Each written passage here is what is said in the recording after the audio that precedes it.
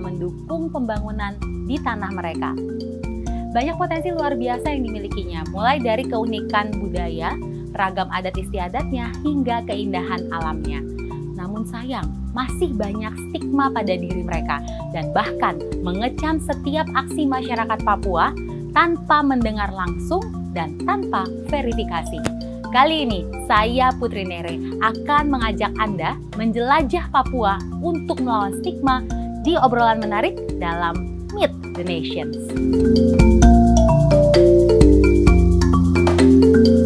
Anda bergabung bersama saya di acara makan-makan kali ini. Bukan makan-makan tentunya ya, tapi memang ini makan-makan tapi dibalut dengan obrolan yang menarik di Meet the Nations. Saya sudah ditemani juga oleh Ibu Ruka Sombolonggini. Beliau adalah Sekretaris Jenderal dari Aliansi Masyarakat Adat Nusantara. Ibu Ruka, bagaimana kabarnya? Baik, selamat pagi, salam Nusantara, Onomi Nusantara. Reimai buat semua, khususnya di Papua. Siap Ibu. Baik, sebelum kita masuk ke perbincangan seru lainnya, saya memberitahu kepada teman-teman yang di rumah yang belum mengetahui mengenai apa sih itu tugas dari Aliansi Masyarakat Adat Nusantara. Kita simak yang berikut ini.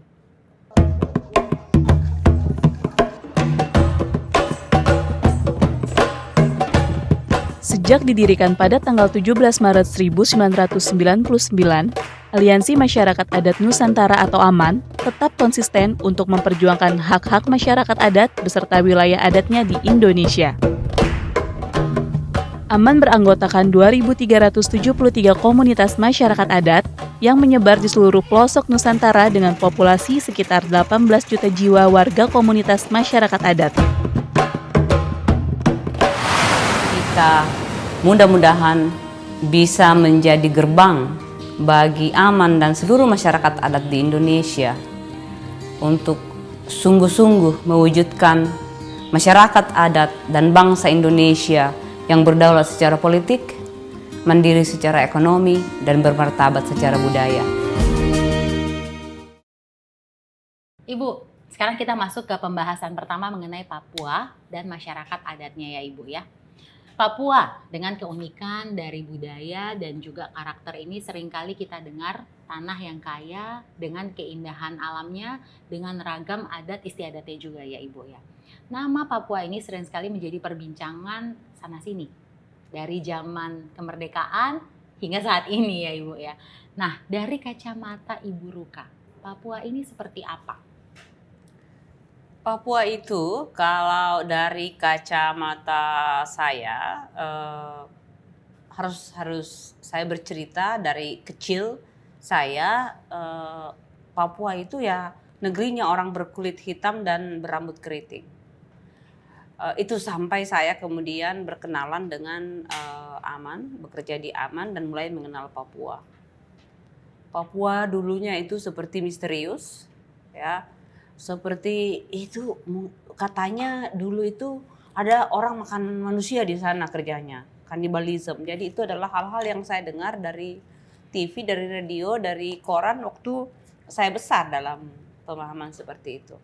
Tapi kemudian saya mengenal Papua lebih dekat, lebih jauh lagi dan ternyata Papua itu penuh dengan kekayaan, penuh dengan keragaman hayati dan juga budaya yang sangat kaya. Jadi ada lagu tentang Papua yang mengatakan sungai-sungainya mengalirkan emas, itu benar ya. Akan tetapi itu juga sekaligus menjadi kutukan bagi orang Papua asli. Karena kemudian menjadi sumber perebutan berbagai kekuatan untuk bisa berbondong-bondong datang menguasai kekayaan orang Papua. Jadi seperti itu saya melihat Papua dan yang saya lihat di Papua kalau saya datang ke Papua itu adalah yang mabuk-mabuk di jalan itu adalah orang Papua.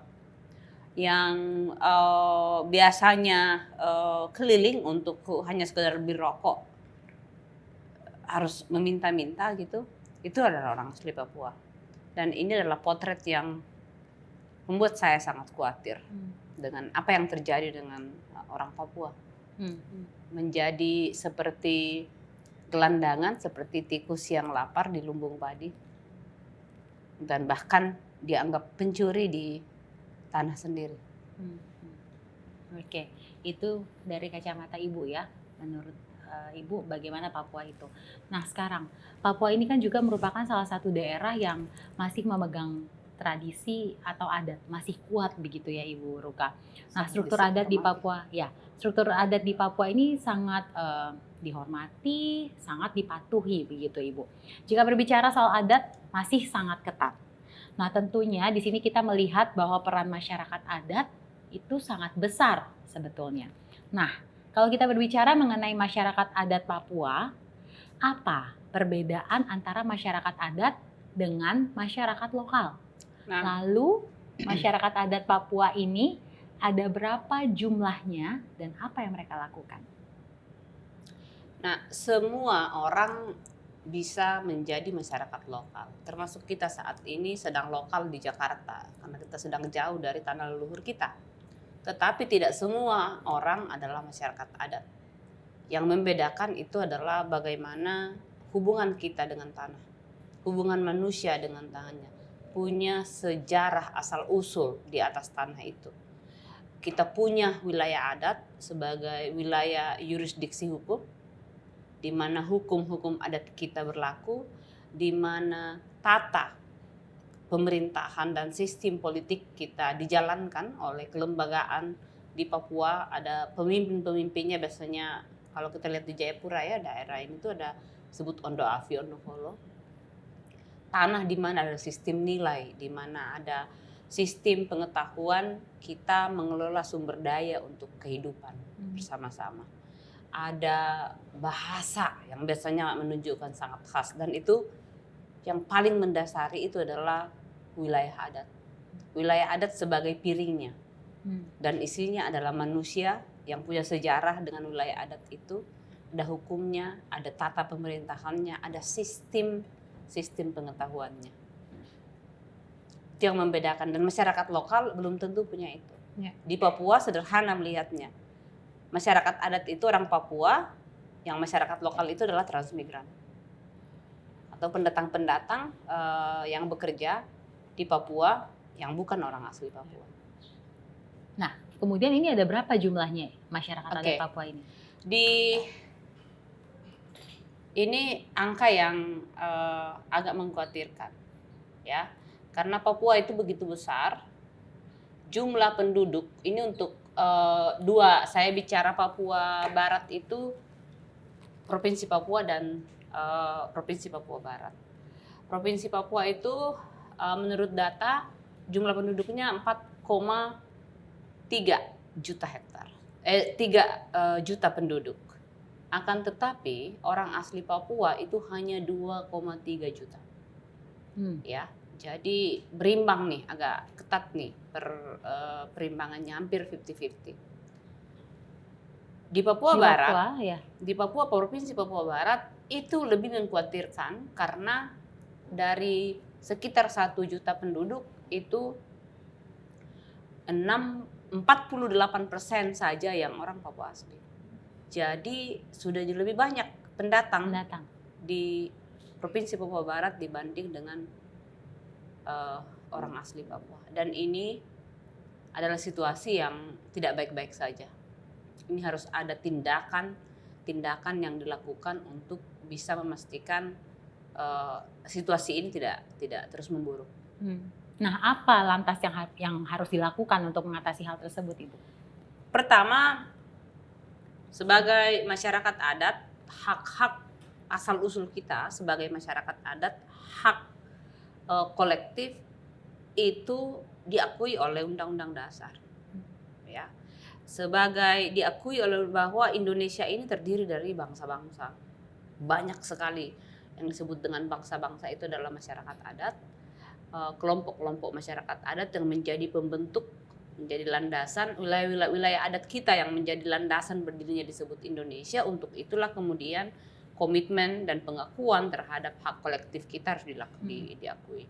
Nah, berdasarkan ini maka perlu ada aturan yang secara khusus mengatur bagaimana pemenuhan hak itu, bagaimana perlindungan hak itu, dan bagaimana pemajuan hak.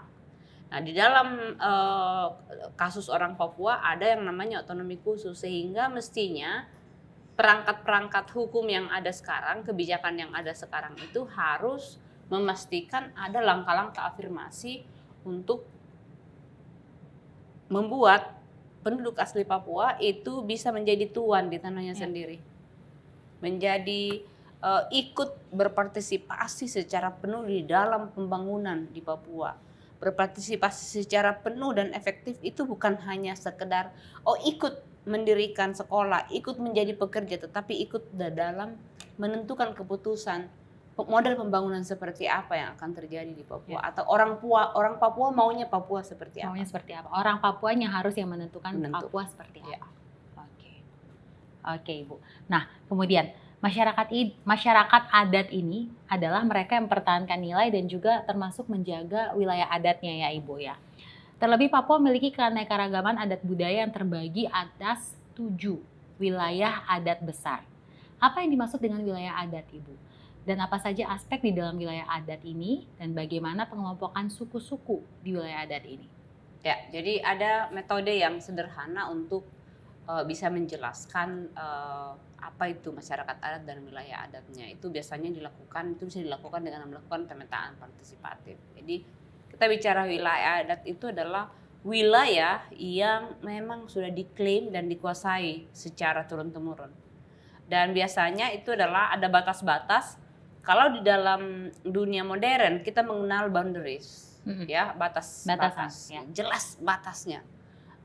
Batas antara Depok dan Jakarta jelas gitu, ada titiknya. Tetapi di wilayah adat ada tempat di mana biasanya boundaries itu tidak ada, yang dikelola bersama-sama oleh beberapa komunitas masyarakat adat. Nah, menjadi penting bahwa klaim kita atas wilayah adat kita itu harus berdasarkan sejarah asal-usul. Jadi klaim atas wilayah adat itu baru sah ketika kita bisa menceritakan sejarahnya. Jadi ada sejarah asal-usul dari manusia itu. Itu elemen pertama, sejarah asal-usul. Itulah yang akan menjadi validasi untuk klaim atas wilayah adat. Kemudian ada sistem pengaturannya, ada hukum adatnya, ada lembaga yang mengatur, ada pimpinan-pimpinan yang melakukan yang mengatur penyelenggaraan kehidupan, ada sistem pengetahuan, ada sistem nilai di dalamnya, ada termasuk misalnya sistem pangan. Sistem pangan itu bisa khas dan berbeda di masyarakat adat. Nah, sistem ini tidak mesti seragam, Putri. Ya.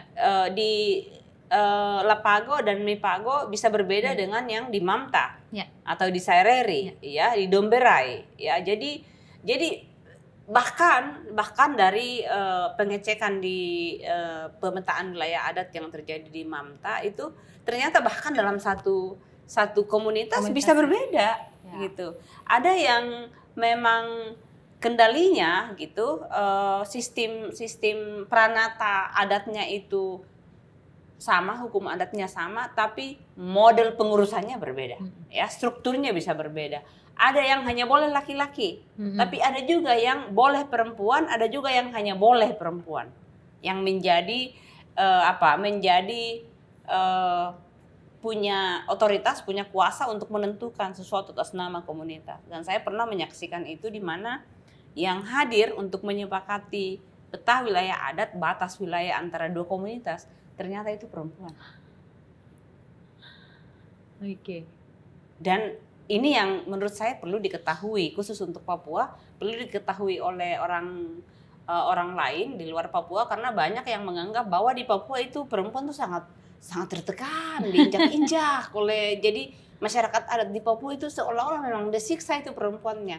Nah, hal-hal seperti ini yang perlu diketahui oleh publik, bahwa ada aturan-aturan, ada tata yang di Papua yang menunjukkan perbedaan peran sebagai perempuan dan laki-laki memang ada, tetapi peran-peran yang politis, yang pemimpin itu juga diserahkan kepada perempuan, dan sangat harus datang ke Papua untuk bisa mengenali itu, termasuk dari cara duduk ketika makan, ya. Itu semua adalah alasannya kenapa berbeda cara duduk laki-laki dan perempuan. Cara duduk perempuan yang sudah menikah dan yang belum menikah. Kemudian termasuk bentuk perahunya. Perahu laki-laki dengan perahu perempuan berbeda. Ya. Karena fungsinya berbeda. Ya, karena perannya berbeda dalam struktur dalam relasi dan pembagian kerja itu memang berbeda. Jadi mengenali relasi laki-laki perempuan yang biasanya disebut dengan relasi gender di Papua itu harus di situ untuk bisa melihatnya secara lebih jelas. Nah, kemudian Ibu Ruka, sebenarnya apa sih yang harus masyarakat luar tahu mengenai masyarakat adat Papua itu sebetulnya apa, bagaimana? Berhenti nonton TV pertama, berhenti baca koran, berhenti medsos yang dikit-dikit KKB sekarang kan disebutkan KKB gitu. Rasa meletakkan orang Papua sebagai saudara itu belum sampai ke arah itu ya. Jadi orang Papua masih dianggap sebagai orang lain. Padahal dia makan dari situ ya. Jadi termasuk saudara-saudara saya orang Toraja banyak gitu ya. Banyak yang orang Papua begini, orang Papua begitu. Saya bilang, kau makan dari tanah itu, bisa-bisanya kau kasih begitu orang Papua. Jadi memang masih banyak sekali stigma-stigma buruk yang dilekatkan oleh orang lain dengan tujuan-tujuan penguasaan yang kemudian diamini dan terus digunakan dan diteguhkan oleh masyarakat Indonesia yang lain. Dan menurut saya ini yang harus dihentikan.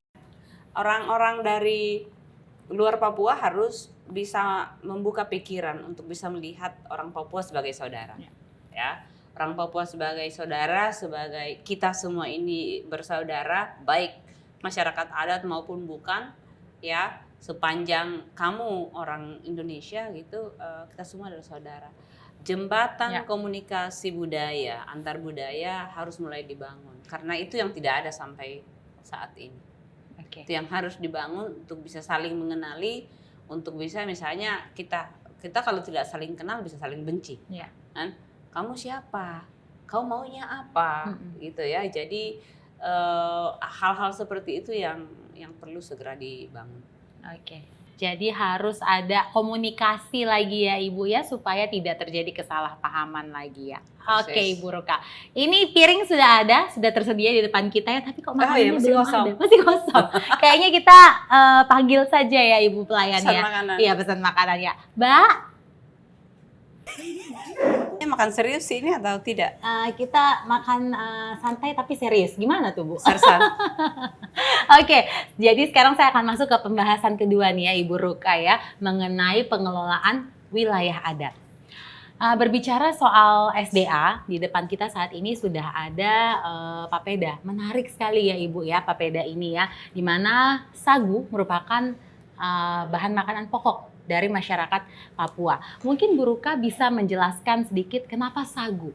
Apa filosofi di balik papeda? Putri, sebenarnya sagu ini bukan hanya makanan orang Papua, tapi kalau dilihat dari sejarah kita, seluruh orang di Nusantara ini sebenarnya makanan aslinya sagu. Dan itu terbukti dalam dokumentasi, bahkan di salah satu relief di Candi Borobudur ada sagu. Bukan padi atau nabras yang ada di situ, tapi sagu. Nah, tapi kan kemudian lama-lama nasi mulai datang dan mendominasi, dan apalagi di zaman Soeharto nasi itu digunakan untuk dianggap sebagai makanan pokok yang menggambarkan kemajuan. Sehingga sagu sebagai makanan pokok, umbi-umbian sebagai makanan pokok itu disingkirkan. Jadi dikecilkan maknanya. Tapi sagu ini menjadi super penting karena sagu ini menjadi yang tumbuh di wilayah adat. Jadi kalau orang Papua kemudian kehilangan wilayah adatnya, kehilangan hutan-hutan sagu, itu artinya tidak akan mungkin lagi bisa makan sagu. Artinya rentan dari sisi pangan. Nah, tapi dalam makna yang lebih dalam lagi, makan sagu di Papua itu salah satu wujud dari ada hubungan relasi solidaritas kekeluargaan, kebersamaan, ada pemerataan distribusi makanan, dan lihat sagu seperti ini, makan sagu ini kan komplit ya. Betul. Kayaknya jadi kayak langsung keakraban begitu terjadi komplit, betul. Jadi yang disebut dengan Helembay, Hotembay itu sebenarnya memperkuat relasi kekeluargaan, persahabatan, dan makan dari satu mangkok bersama-sama itu simbol pemersatunya. Sayangnya kali ini kan karena situasi COVID segala macam, tradisi-tradisi makan bersama seperti itu mulai kita hindari dulu untuk sementara. Jadi sekarang banyak yang makan sagu sendiri-sendiri. Nah, tapi sagu itu juga merupakan kekuatan ekonomi karena sepanjang masih mengolah sagu kan nggak perlu beli beras. Betul. Karena orang Papua kan tidak bisa tanam padi. Betul, hanya bisa tanam sagu. Sagu tumbuh sendiri, hanya dipanen gitu. Kemudian ikan juga, apalagi kalau di Sentani di daerah Sentani banyak ikan. Rica tumbuh sendiri, sayur tumbuh sendiri. Jadi itu bagian dari bagaimana masyarakat adat sepanjang wilayah adatnya masih ada, ekosistem keberagaman wilayah adatnya masih ada, seluruh jenis makanan masih dari wilayah adat. Bayangkan kalau sekali makan itu bisa berapa ratus ribu itu kalau dibandingkan kalau makan restoran seperti ini kan. Artinya nilai ekonominya, nilai uangnya pun sebenarnya besar sekali. Cuma kita masyarakat adat kan tidak pernah diajak untuk hitung-hitung uang bahwa sebenarnya harga makanan kita sehari-hari itu besar sekali. Lebih jauh bahkan lebih kaya kita di kampung daripada orang-orang pegawai negeri biasa yang di kota. Sebetulnya Ibu Ruka ya. Oke, tadi kan Ibu Ruka ada menyebutkan mengenai tradisi Helembay Hotembay. Tradisi ini kan merupakan wujud praktik masyarakat adat yang berkelanjutan ya Ibu ya. Kemudian di mana mereka turut berupaya untuk menjaga kearifan lokal. Nah, bagaimana menurut Ibu tentang peran masyarakat adat dalam melestarikan makanan? Itu tadi, makanan itu dia hanyalah wujud dari sebuah kebudayaan, sebuah budaya masyarakat adat. Dalam makanan itu kalau kita lihat misalnya Helembay Hotembay itu bukan hanya sekedar makanan, tapi makanan menjadi pemersatu sehingga kalau ada kesulitan-kesulitan maka satu kampung akan bergerak bersama. Gotong royong akan terus berjalan. Ketika ada masalah akan mampu kita bermusyawarah karena terus diikat oleh makan sagu bersama-sama itu. Jadi itu menjadi super penting. Di dalam tahun ini tahun tentang pengetahuan masyarakat adat khususnya perempuan, itu juga memastikan bahwa relasi kuasa di kampung itu tidak diambil dari perempuan, tidak meminggirkan ke perempuan karena urusan pangan, khususnya pengetahuan tentang pangan biasanya itu urusannya perempuan.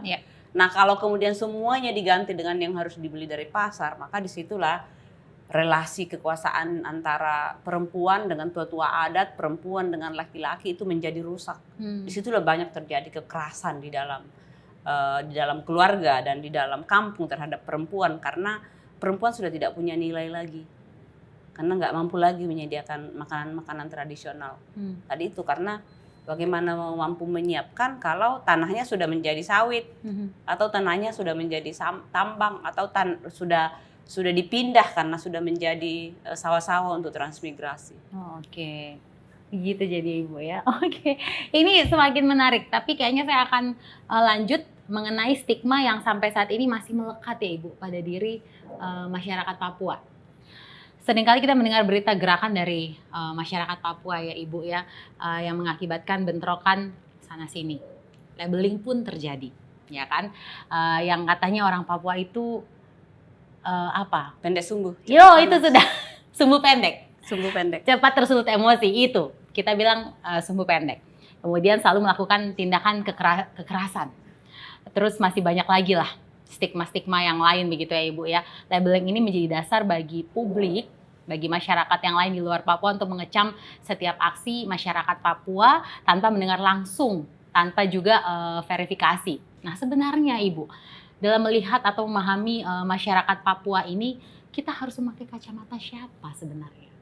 Ya, melihat orang Papua ya harus supaya kita adil harus dari kacamata orang Papua. Jadi meletakkan kaki dalam sepatu orang Papua. Bisa kebayang jika seluruh orang-orang yang ada di Papua saat ini yang bukan orang asli Papua mengalami hal yang sama di kampungnya. Ada persoalan besar ketika stigma gitu dijadikan alat untuk mengalihkan perhatian dari mencari akar masalah yang sesungguhnya. Ya. Akar masalah yang terjadi di Papua itu bukan hanya dialami oleh orang Papua, tapi itu adalah khas yang terjadi di mana masyarakat adat berhadap-hadapan dengan perampasan wilayah adat dan sumber daya yang biasanya itu menggunakan alat kekuasaan negara dan keamanan. Masyarakat adat di framing pertama di stigma terkebelakang, tidak mampu mampu berpartisipasi dalam pembangunan, dianggap malas, tapi kalau ada apa-apa cepat marah, di frame sebagai tukang palak.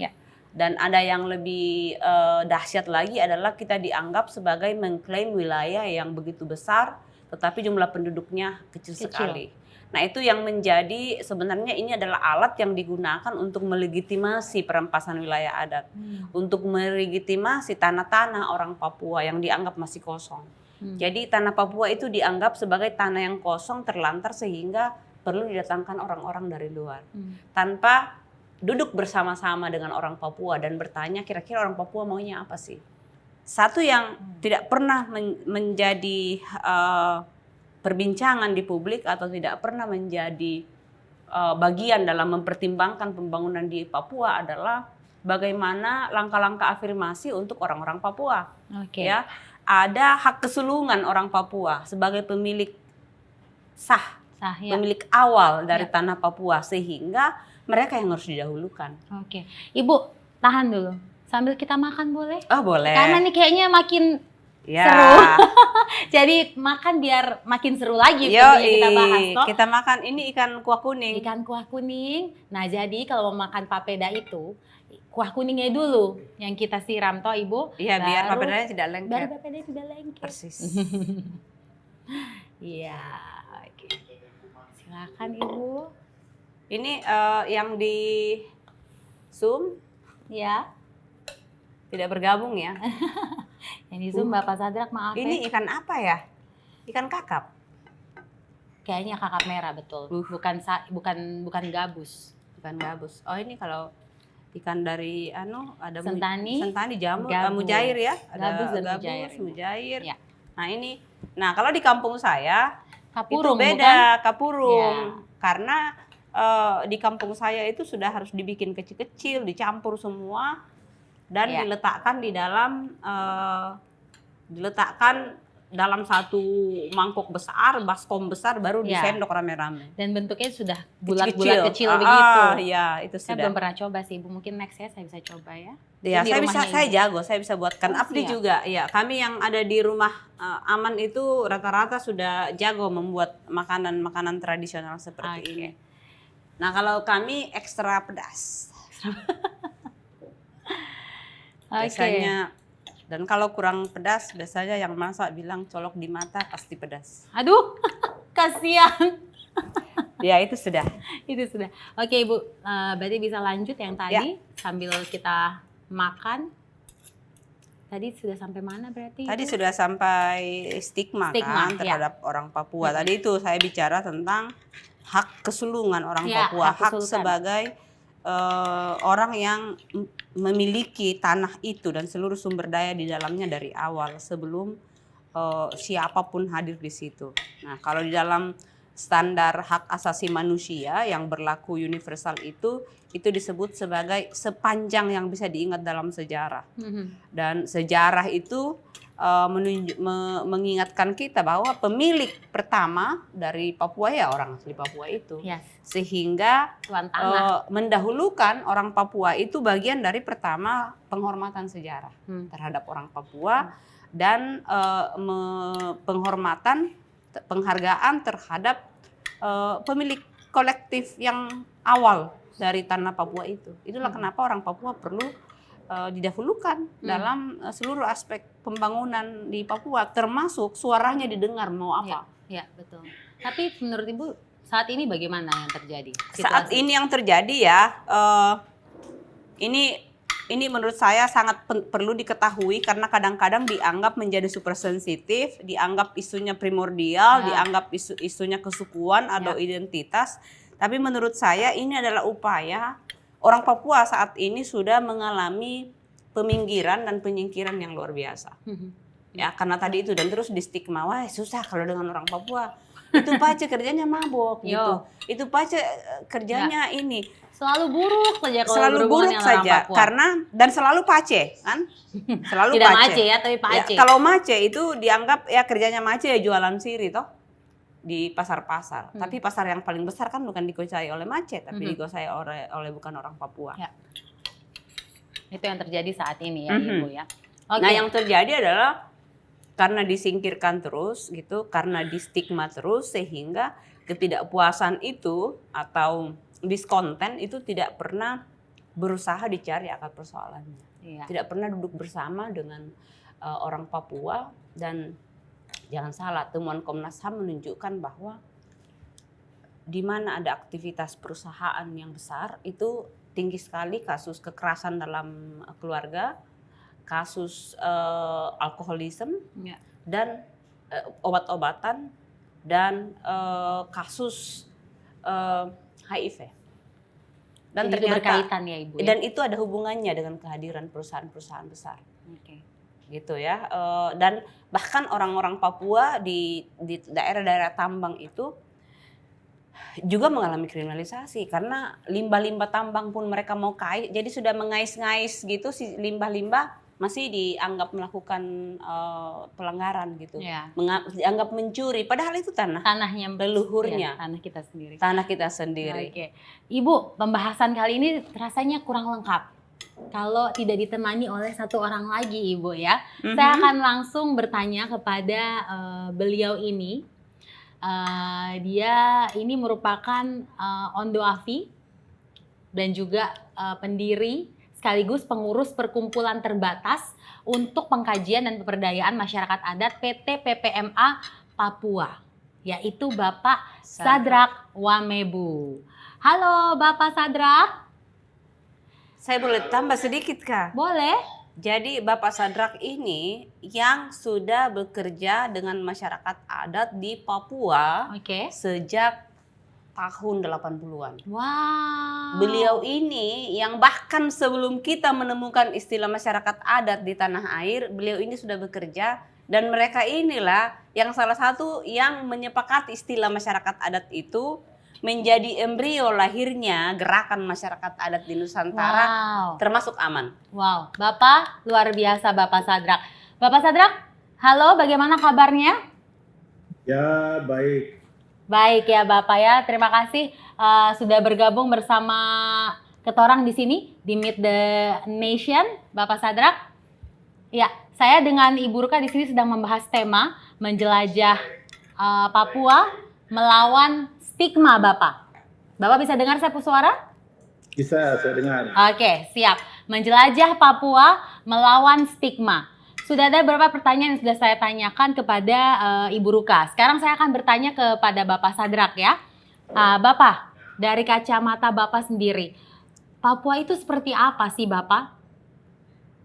Stigma itu kan bukan diberikan oleh masyarakat adat kan. Tapi stigma itu stigma macam-macam lah. Keterbelakangan lah dan macam-macam itu stigma yang diberikan oleh negara.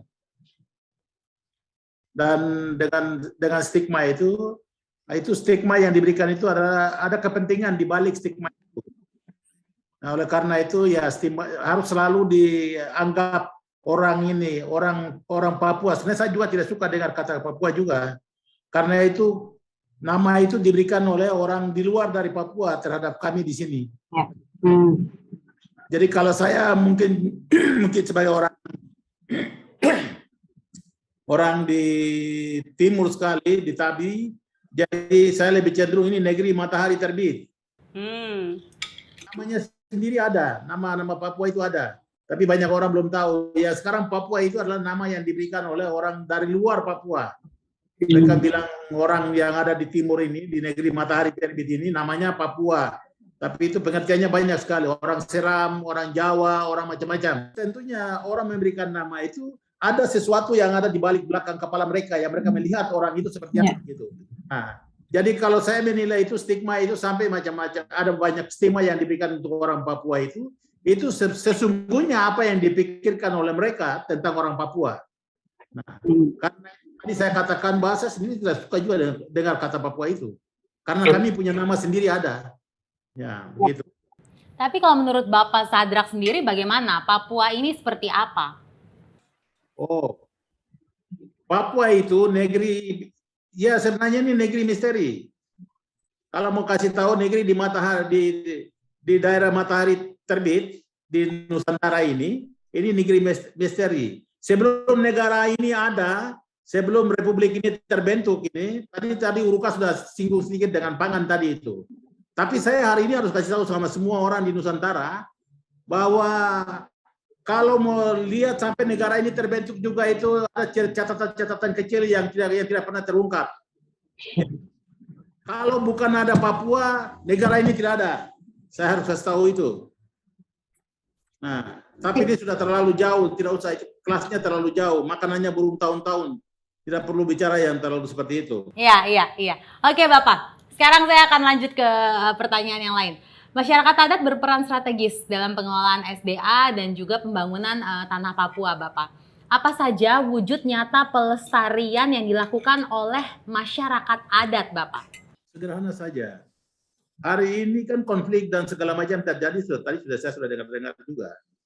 Nah, orang Papua ini, kami di Papua ini, kami merasa bahwa kami ini hilang. Atas kami punya tanah, kami punya kekayaan alam segala macam itu hak kami ini hilang. Dengan adanya negara ini, negara dibentuk lalu kemudian atas nama negara, suku-suku lain, bangsa-bangsa lain datang eksploitasi kami punya kekayaan. Ya. Kami merasa kami tidak dapat perlindungan di dalam negara. Nah, karena itu saya pikir itu kita pertama itu negara harus akui.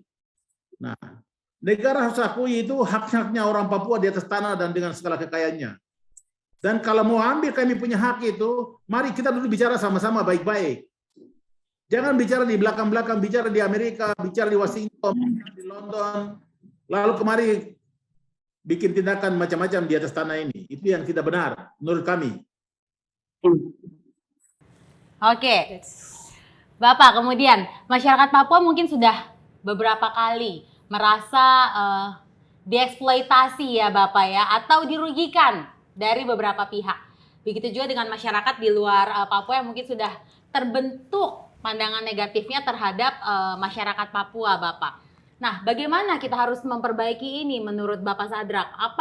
Siapa yang harus mendekati siapa menurut Bapak Sadrak?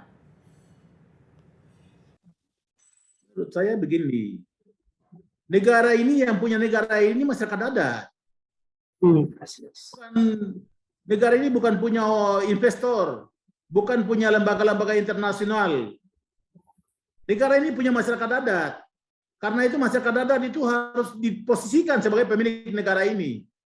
Nah, satu mau baik-baik gitu, yang harus bicara itu tokoh-tokoh adat yang berbicara tentang tanah ini. Nah, saya di Papua ini, ketua bisa bicara ini gaya Papua saya bicara sekarang. Kami bisa bicara ini Nusantara ini. Kami bisa bicara. Siapa orang yang ada di Jawa yang dahulu kala yang ada di sana itu siapa? Siapa yang ada di Maluku, siapa ada di Sumatera, siapa ada di Kalimantan, kami bisa bicara dari sini. Tapi kamu yang masyarakat adat yang lain di Nusantara yang lain itu, orang juga bicara kami. Seperti siapa kami ini?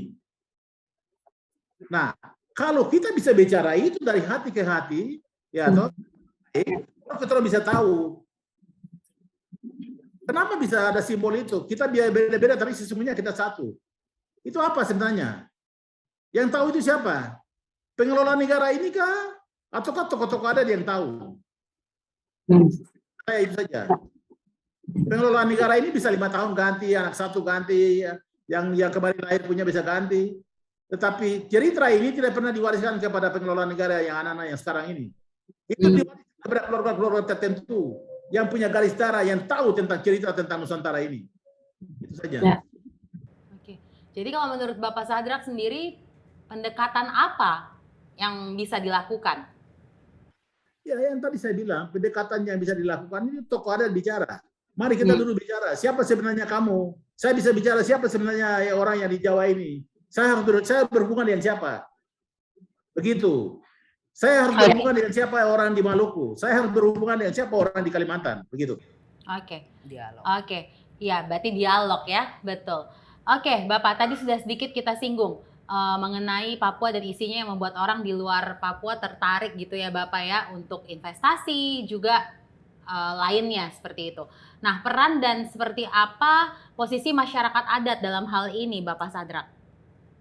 Ya, itu yang tadi saya katakan, investasi itu kan hubungannya dengan kekayaan yang ada di atas tanah ini kan. Nah, investasi untuk apa saja? Untuk airnya, untuk pohonnya, untuk tanah-tanam kelapa sawit, untuk tanam segala macam itu. Nah, tetapi selama ini kan masyarakatnya tidak diposisikan. Hak mereka itu seperti apa ketika investasi itu ada di atas tanah ini? Ini kan masalah besar di situ. Ya. Ini yang harus diatur ke muka dulu, lebih baik dulu memposisikan kami, karena perlindungan kita di situ. Hubungannya dengan negara-negara investasi, orang ini digeser, digusur. Dia tidak punya akses untuk mengelola sumber dayanya di dalam dia punya wilayah adat, di dalam dia punya tanah adat. Nah, ketika dia kelola itu hanya untuk dia hidup. Ini masyarakat dia kelola untuk dia punya kehidupan. Dia tidak kelola untuk orang lain, kepentingan orang lain. Kalau hari ini orang tanam kelapa sawit, itu bukan untuk kita. Itu untuk kelapa sawit itu dikirim untuk kasih makan orang di Cina, orang di Amerika, jual ke sana, lalu kemudian uangnya dipakai oleh investor, investasi, pengusaha-pengusaha yang orang perorangan di dalam republik ini. Terus kami yang lain, yang punya negeri ini, yang punya tanah ini dapat apa? Kesepakatan ini seperti apa yang harus dibuat oleh negara ini? Ya. Nah, itu saya harus juga bentuknya dalam bentuk pertanyaan, tetapi ya itu yang membuka untuk orang berpikir. Oke, Ibu Ruka mau menambahkan? Ya, yang disampaikan tadi itu yang juga saya sebutkan sebagai hak asli orang Papua, hak kesulungan orang Papua. Itu kan diakui oleh Undang-Undang Dasar 45. Ya, negara ini berdiri mengakui bahwa ada para pendahulu, yaitu tadi masyarakat adat, sehingga yang disebutkan oleh Bapak Sadrak sebagai pemilik negara ini adalah masyarakat adat. Karena waktu Indonesia berdiri kan tidak bawa tanah dari langit toh. Nah, yang terjadi dengan situasi Papua, situasi masyarakat adat saat ini itu yang banyak kemudian menimbulkan perlawanan karena memang sejak Indonesia berdiri ini tidak pernah ada aturan yang membuat bagaimana negara dengan masyarakat adat itu merencanakan pembangunan. Ya, tidak ada pengakuan terhadap masyarakat adat. Yang terjadi adalah justru berbagai undang-undang yang lahir itu justru melegalisasi seluruh perampasan wilayah adat. Jadi perampasan seluruh wilayah di Papua itu sah secara hukum, tetapi tidak absah, tidak punya legitimasi karena sebenarnya bertentangan dengan cita-cita pendirian negara ini, bertentangan dengan Undang-Undang Dasar 45. Nah, inilah yang harus segera diluruskan sehingga seluruh peraturan-peraturan, seluruh tatanan pengaturan Papua bukan hanya tentang sumber daya alamnya tapi tentang juga manusianya, itu harus di restart dulu semua dengan meletakkan orang Papua sebagai subjeknya, sebagai pelakunya. Dan untuk Papua itu kan ada kewenangan dari Perdasus ya untuk bisa mengatur diri sendiri, dan itu diakui juga oleh standar hukum internasional di mana pemerintah menjadi bagian dari penandatangan dari perjanjian-perjanjian itu. Jadi emang harus mundur dulu ke belakang nih dan duduk bersama dulu, atur baik-baik pengakuannya seperti apa, undang-undang masyarakat adatnya harus ada yang dan khusus mengatur orang Papua seperti apa, bagaimana tadi itu para tokoh-tokoh adat harus bicara. Yang dimaksud itu adalah Ondo Afi, Berarti Ondo ya, Folo, betul. dan Ondo Afi, Ondo Folo ini kan dia hanya sebutan untuk sebuah proses musyawarah di kampung.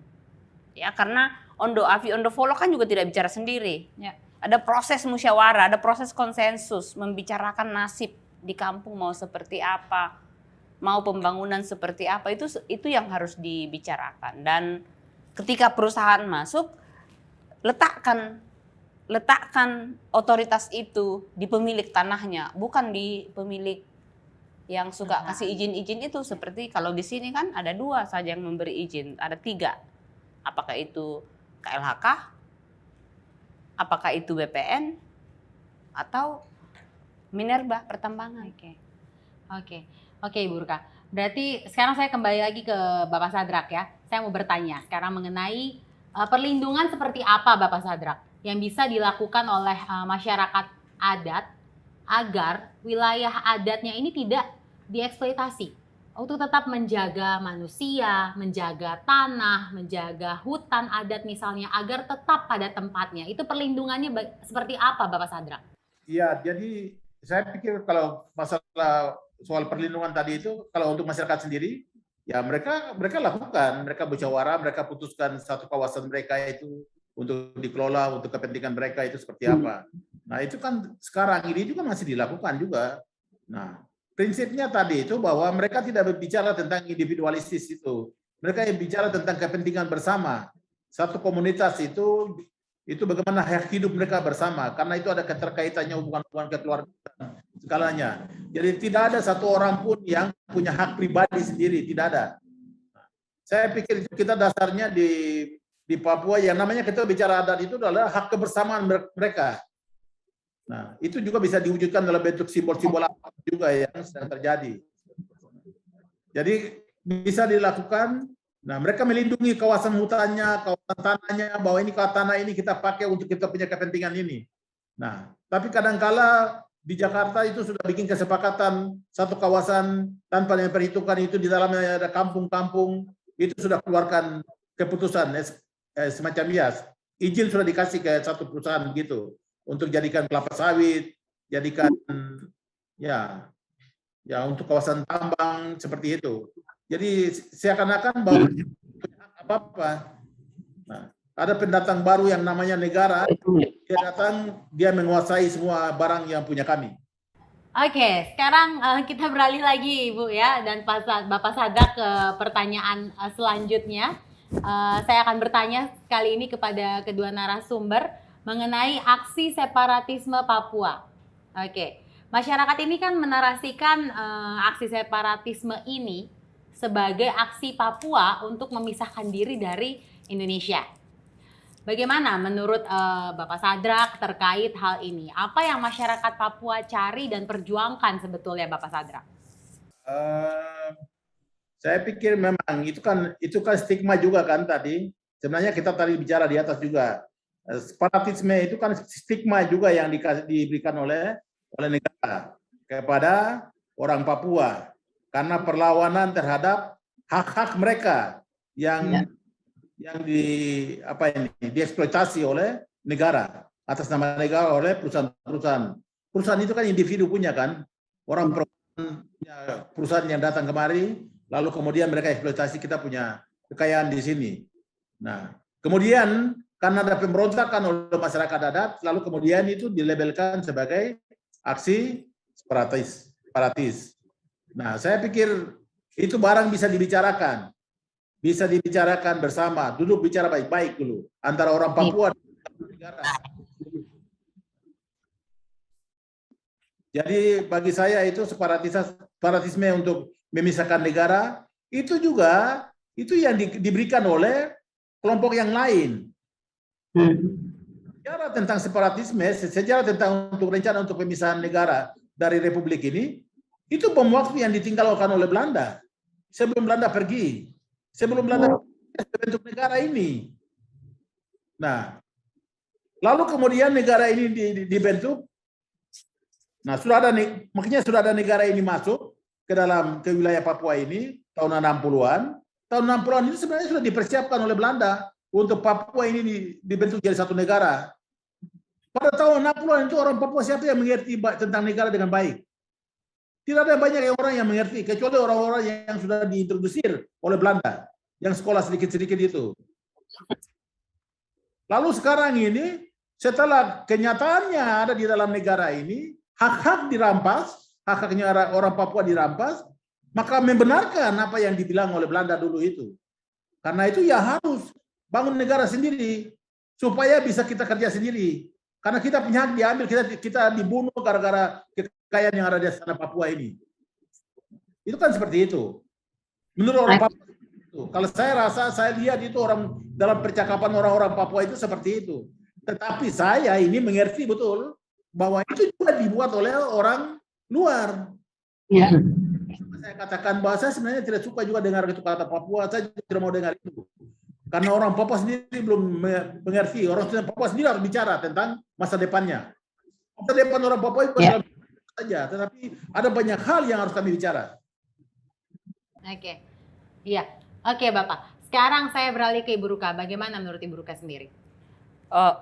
Saya tidak bisa mengungkapkan lagi lebih dari yang diungkapkan oleh beliau. Jadi tadi itu ada urusan dengan stigma yang sebenarnya kepentingannya adalah kepentingan penaklukan dan penguasaan atas sumber-sumber kekayaan yang ada di Papua.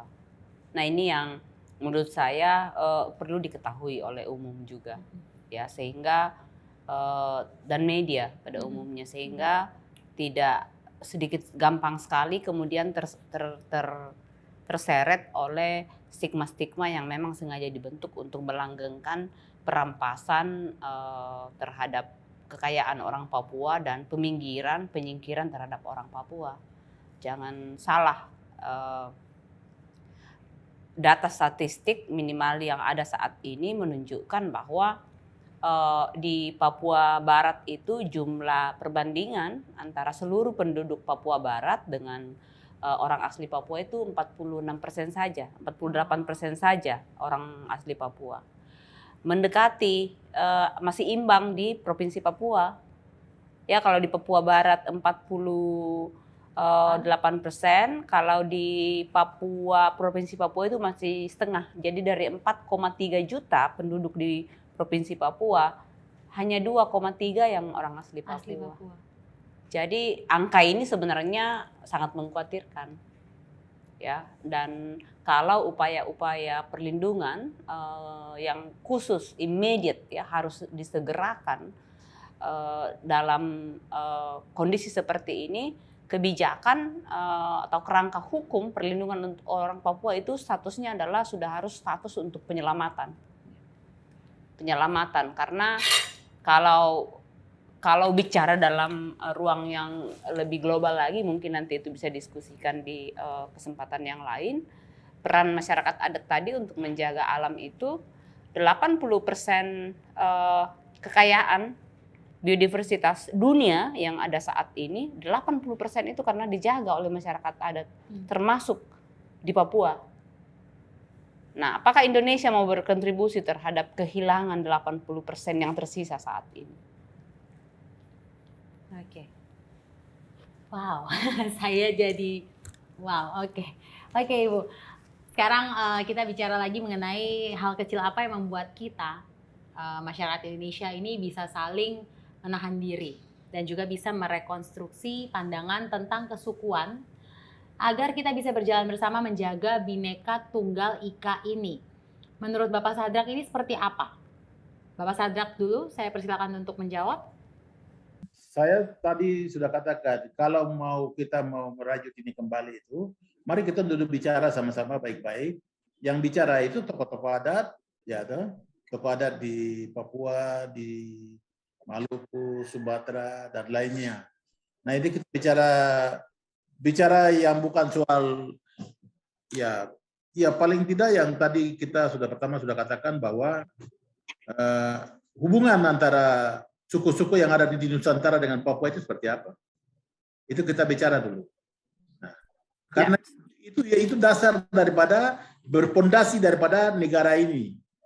Dengan demikian kita kasih tahu itu bahwa dengan demikian pengelola negara dia harus merumuskan kebijakan-kebijakan yang berpihak kepada kepentingan orang asli di Nusantara ini. Ya. Kalau kami tidak kenal tidak kenal suku-suku di Nusantara ini dalam hubungan cerita tentang penyebaran manusia di Nusantara ini, ya kalian tetap akan dianggap sebagai musuh. Sebaliknya, orang-orang di bagian pulau-pulau lain akan dianggap ini Papua sebagai musuh. Nah, kalau Papua juga bagian daripada Nusantara ini, mari kita dulu bicara dulu. Tapi sesungguhnya kita mengerti itu. Tadi saya sudah di awal saya sudah katakan. Saya mengerti tentang siapa yang di Jawa yang harus kita bicara berkomunikasi. Siapa yang ada di Maluku, di mana lagi? Di Kalimantan, di Sumatera, yang harus kami komunikasi dengan dia. Kami tahu, ya. Ini barang ini kita bicara hal, sebentar dulu. Yang kita sedang bicara hal-hal yang lebih ke spiritual. Nah, hal-hal yang jadi nyata, kenyataan yang terjadi itu setelah ada hal-hal yang disepakati di hal-hal spiritual. Baru menjadi kenyataan. Di kenyataannya itu kita lihat dengan mata. Karena itu saya di sini saya mengerti apa yang dilakukan, tindakan yang dilakukan itu saya mengerti dari aspek spiritualnya. Nah, karena itu untuk menyatukan Indonesia ini dengan Papua itu mari kita dulu bicara secara spiritualnya dulu. Nah, itu hal yang tidak perlu bicara yang teknis, yang bicara tentang rapas tata ruang ke apa segalanya itu kenyataan dari hal-hal yang sudah disepakati di spiritual itu.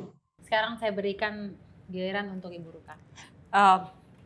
Bhinneka Tunggal Ika kan salah satu yang disebut sebagai identitas Indonesia, ya, dari awal berdiri itu yang disebutkan. Akan tetapi ada satu periode di mana sesungguhnya niat untuk Bhinneka Tunggal Ika itu tidak terlaksana.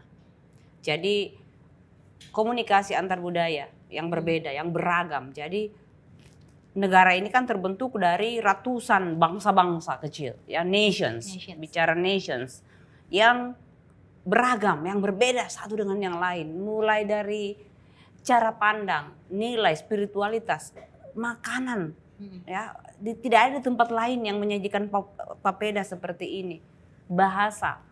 Nah, ketika Indonesia berdiri itu ada komitmen tekad bulat untuk menyatukan, merekatkan, ya, barang yang berbeda-beda ini.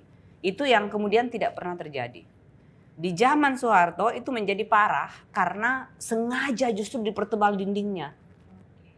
Jadi sengaja dipertebal dindingnya supaya lebih gampang dipecah kalau ada apa-apa tadi itu. Kalau mau disuruh berkelahi gampang gitu ya, disuruh saling membenci gampang. Yang muncul itu adalah di tengah-tengah ketidaktahuan, maka yang akan muncul adalah a priori sinis. Oh, orang Papua begini. Sampai sekarang ya, kita masih, orang Indonesia itu kan sangat rasis, ya, khususnya terhadap orang Papua gitu. Jadi kalau kita lihat di mana-mana orang Indonesia masih ada yang panggil orang Papua Negro. Itu karena kita tidak pernah membangun jembatan dialog antar budaya. Di zaman Soeharto itu menjadi sangat efektif untuk menyeragamkan karena sudah ada budaya yang dianggap jauh lebih unggul sehingga itu yang harus menjadi standar. Diseragamkanlah semua, mulai dari baju seragam ini segala macam. Semua orang Indonesia kalau hari Kartini harus pakai kebaya, padahal kita juga punya baju adat masing-masing toh. Semua harus pakai semuanya mulai dari kepala sampai kaki. Nah, itu yang kemudian tidak pernah terjadi sehingga sangat pecah. Dan yang paling efektif itu sebenarnya yang menurut saya ini perlu diketahui adalah dibikin hipersensitif kemudian. Karena tidak punya kesadaran tentang budaya yang lain, jadi kita diisolasi. Ya, masing-masing itu diisolasi sehingga menjadi hipersensitif. Ada sedikit dicolek langsung meledak, langsung ini. Dan menggunakan ada istilah-istilah yang selalu digunakan untuk memastikan bahwa orang Indonesia tidak saling mengenali. Tadi disebutkan orang Papua ingin tahu siapa itu orang di Sumatera, di Kalimantan, di Sulawesi, di Jawa sana. Tapi itu tidak pernah dibiarkan. Yang terjadi kemudian adalah itu tadi, muncul ya kesimpulan-kesimpulan karena hanya itu yang dilihat di media. Ya, tentang orang Papua yang begini, yang begitu, belum lagi film-film Epen Upin segala macam. Tapi tapi kita dilarang untuk membicarakan keberagaman. Bicara keberagaman sedikit langsung enggak boleh, itu sarah. Jadi menjadi alergi, dipaksa untuk tidak berkomunikasi, saling tahu, saling kenal, dan jaring-jaring mestinya kan Indonesia ini seperti mosaik yang indah ya, yang terjalin. Ada yang menjalin mosaik ini, tapi itu yang tidak terjadi sampai hari Tidak ini. ada perekat Iya, itu yang terus terang kami selama ini ya dalam 20 tahun terakhir kami lakukan di Aman. Begitu dia bergaul agak lama di Aman, agak mulai tuh luntur tuh. Ya, stigma-stigma terhadap suku-suku yang lain, bukan hanya terhadap orang Papua, tapi terhadap suku yang lain. Ya. Oke, ini pertanyaan terakhir untuk Bapak Sadrak. Di sini saya dengan Ibu Ruka sedang menikmati papeda Bapak Sadrak. Nah, bicara papeda, tak lepas dari tradisi Helaimbay Hotembay, ya Bapak ya. Dimana kata orang tradisi ini merupakan milik salah satu masyarakat adat di Papua yang berkaitan dengan papeda. Sebenarnya tradisi apakah ini Bapak Sadrak? Mungkin Bapak bisa jelaskan kepada kita orang semua. Ya, saya pikir itu tadi kalau diterjemahkan dia itu satu rumpun, satu kehidupan. Nah, maksudnya itu disimbolkan ke sagu itu selalu tidak sendiri. Itu ada satu pohon sagu berdiri itu ada rumpun, ada satu rumput sagu atau satu kawasan hutan sagu begitu, hutan sagu ya begitu. Jadi di dalamnya itu satu kelompok bersama. Jadi kalau satu sagu mau ditebang hari ini berarti satu keluarga besar itu akan kumpul untuk mengambil patinya. Makan. Dan akan mereka kumpul makan bersama. Nah, jadi itu adalah makanan utama, makanan adat. Kalau ada acara pesta adat harus ada sagu. Kalau tidak ada papeda itu pesta adatnya itu tidak lengkap. Seperti itu. Nah. Oke, terima kasih banyak Bapak Sadrak sudah bergabung bersama kita orang di Meet the Nation. Sangat bermanfaat sekali insight yang sudah Bapak sampaikan untuk kita semua. Semoga kita orang bisa ketemu langsung nanti ya Bapak ya. Terima kasih sudah bergabung. Bapak bisa silakan meninggalkan kita melalui Zoom tentunya. Iya, sampai berjumpa Bapak Sadrak. Terima kasih. Selamat sore. Iya. Nah Ibu, kita kan sudah selesai makan papeda. Enak sekali. Enak sekali toh. Tapi rasanya kurang lengkap ya. Kalau makan papeda tidak ditemani oleh makanan yang lain. Jadi kita akan pesan yang lain ya Ibu ya. Boleh ya? Siap.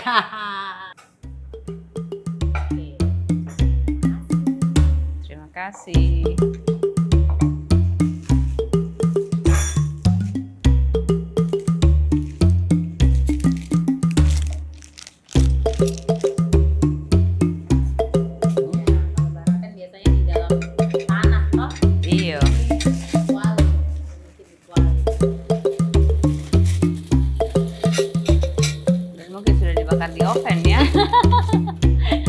Jadi sudah dipadu-padankan modern dengan tradisional. Itu yang disebut dengan inovasi. Inovasi, betul. Dan hanya dengan inovasi lah kemudian seluruh ilmu, pengetahuan dan praktek-praktek tradisional masyarakat adat bisa bertahan.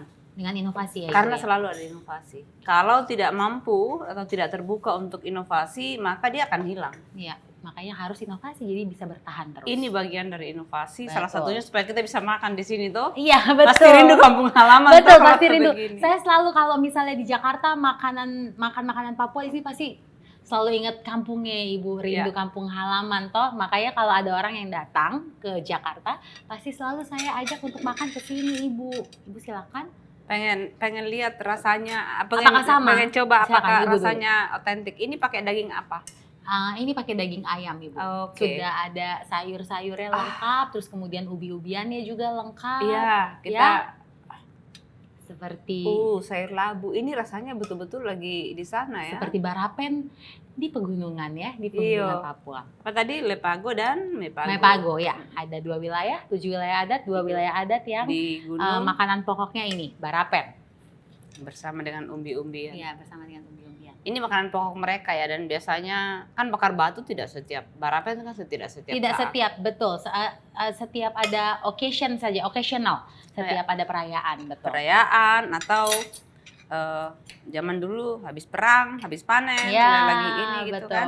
betul sekali, Ibu. Jadi memang setiap saya punya teman atau keluarga yang datang ke Jakarta, Ibu pasti kalau mau makan makanan Papua, saya ajak pasti selalu ke sini untuk makan ini barapen, ya. Ini barapen. Terus ini juga ada yang namanya kue lontar, Ibu. Tuh, ini enak sekali kue lontar ini, ya. Kue lontar ini enak sekali. Nah, kalau Ibu Ruka sendiri gimana sih waktu pertama kali mencicipi hidangan Papua itu, apa cita rasa yang didapat? Rasa makanan masyarakat adat itu kan biasanya sederhana ya. Kecuali di daerah-daerah barat yang sudah banyak bercampur dengan tradisi makanan dari Timur Tengah, dari Oke. Eropa. Jadi Nusantara ini kan melting pot ya dari seluruh peradaban dunia. Jadi ada peradaban dari timur, ada peradaban dari barat, dan itulah yang membuat kita begitu beragam. Ya. Dan kalau kita lihat gelombang dari barat ke timur itu masuk gitu, peradaban-peradaban dari Timur Tengah, dari Afrika, dari ini semuanya kan awalnya masuk dari barat.